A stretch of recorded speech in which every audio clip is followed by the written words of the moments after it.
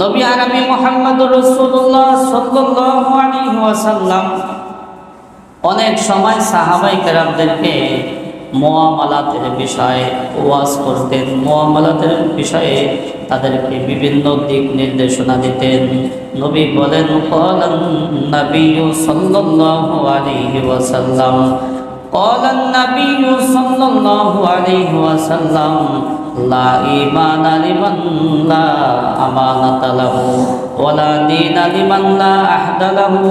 নবী আরবি বলেন, ওই ব্যক্তির ঈমান নাই যার আমানতদারিতা নাই, ওই ব্যক্তির দ্বীন ধর্ম বলতে কিছু নাই, যার প্রতিশ্রুতি ঠিক না।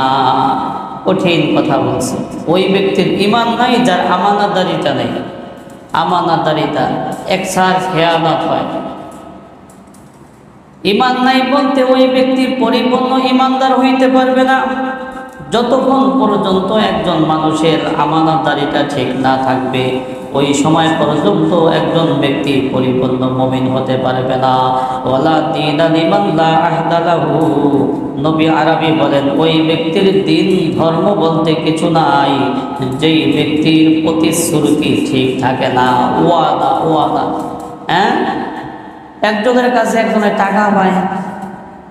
বর্তমানে এমন পরিস্থিতি হয়ে দাঁড়াইছে যে টাকা হালাল দিয়া মনে হয়, ঋণ দিয়া মনে হয় যে সে ভিক্ষুক হয়ে গেছে। হ্যাঁ, যে টাকা হাওলাত দিছে, ঋণ দিছে, সে কেমন যেন ভিক্ষুকের মতো বারবার তার কাছে চাইতে থাকে। আর যে ঋণ গ্রহণ করছে, হাওলাত নিছে টাকা, সে কেমন যেন মালিকের মতো বারবার তারিখ দিতে থাকে। কেমন যেন সে মালিক হয়ে গেছে যে আজকে দিন না কালকে দিন। মালিক যেমন করে যে মালিকের মতো বারবার একটা তারিখ দিতে থাকে। প্রতিশ্রুতি রক্ষা করে না, ওয়াদা দিয়ে ওয়াদা রক্ষা করে না। আল্লাহর হাবিব বললেন, লা ঈমানা লিমান লা আমানাতা লাহু ওয়ালা দীনা লিমান লা আহদা লাহু।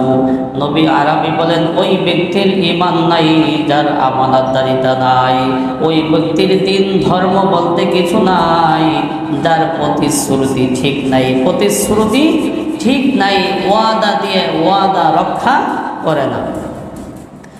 নবী আরবি অন্য এক হাদিসের মধ্যে বলেন, লা তুকবালু সালাতুন বিগাইরি তুহুরিন, লা তুকবালু সালাতুন বিগাইরি তুহুরিন ওয়ালা সাদাকাতুন মিন গুলুলিন।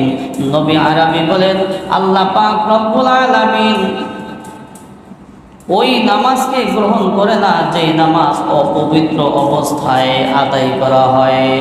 পবিত্রতা অর্জন করে না, অপবিত্রতা অবস্থায় যে নামাজ আদায় করা হয়, আল্লাহ পাক রব্বুল আলামিন ওই নামাজকে কবুল করেন না। সাথে সাথে ওই দান সদকাও কবুল করেন না। মিন গুলুলিন, যেটা অবৈধভাবে আত্মসাদের মাধ্যমে অর্জন করা হয়েছে।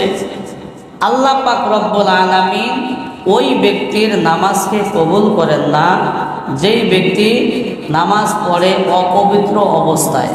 সাথে সাথে আল্লাহ পাক রব্বুল আলামিন ওই ব্যক্তির দান সদকাকে কবুল করেন না যেই ব্যক্তি অবৈধ পন্থায় উপার্জন করে দান সদকা করে। এই দান সদকা আল্লাহ পাক কবুল করেন না।